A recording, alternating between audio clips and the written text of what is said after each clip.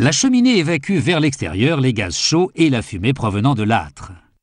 Certains modèles envoient également de l'air vers le feu pour l'alimenter. Le concept ne date pas d'hier, mais les cheminées actuelles ont fait un sacré chemin. Leur fabrication attisera certainement votre curiosité. Cette entreprise est spécialisée dans les cheminées fonctionnant au gaz et au feu de bois. La chambre interne d'une cheminée s'appelle le conduit de fumée. Pour les cheminées à feu de bois, le conduit est fait en acier inoxydable. On déroule une feuille de métal puis on la découpe à la taille requise pour le segment concerné. Chaque segment ou boisseau peut faire jusqu'à 25 cm de large et 1,20 m de long. Ensuite, il suffit d'assembler autant de boisseaux que nécessaire pour fabriquer une cheminée complète.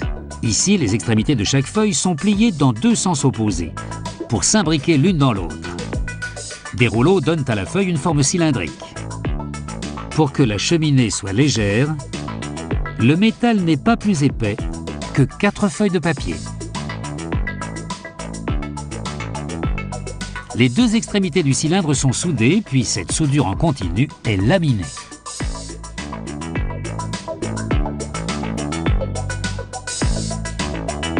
Le bas du conduit est inséré entre deux rouleaux qui y impriment une rainure où viendra se fixer le coupleur. L'opération est renouvelée à l'autre extrémité du conduit qui accueillera un deuxième coupleur.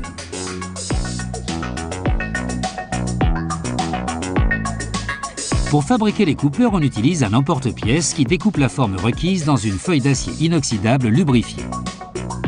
Un bras robotisé s'empare de la pièce par succion et la dépose sur une autre machine qui réalise plusieurs filetages sur les côtés. Ces filetages permettront de visser les différents boisseaux les uns dans les autres. Pour fixer le coupleur, on l'emboîte au sommet du conduit.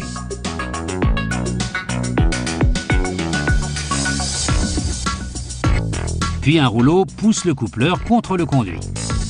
Cette opération dilate le métal et solidarise les deux pièces. L'étape suivante consiste à assembler le conduit de fumée et l'enveloppe externe.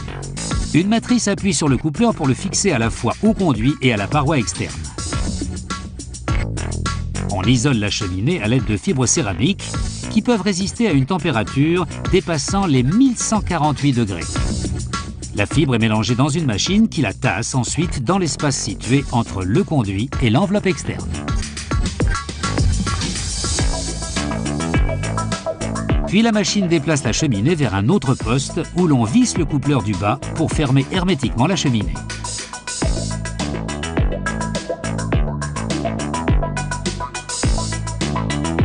La pièce est brossée rapidement pour éliminer toute trace de poussière de fibre, puis un bras mécanique déplace la cheminée vers le poste où elle sera mise en boîte et prête à livrer.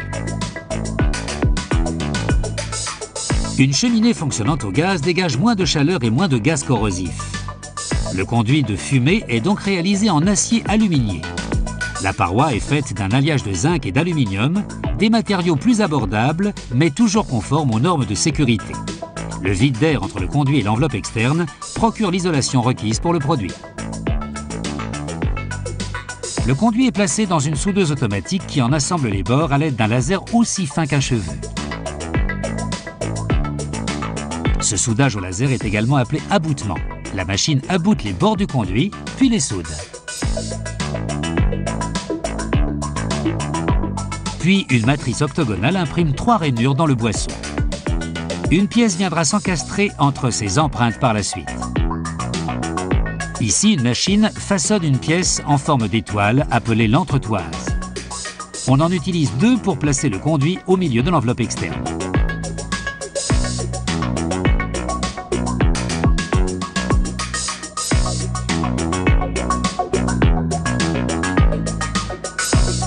On pose une entretoise à chaque extrémité du conduit.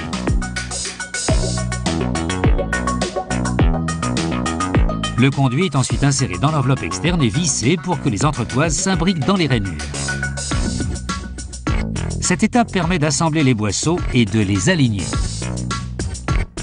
Chaque cheminée est équipée en son sommet d'un chapeau pare-pluie en acier qui permet d'évacuer les fumées et les gaz et empêche la pluie d'entrer. Preuve est faite qu'il n'y a jamais de fumée sans feu.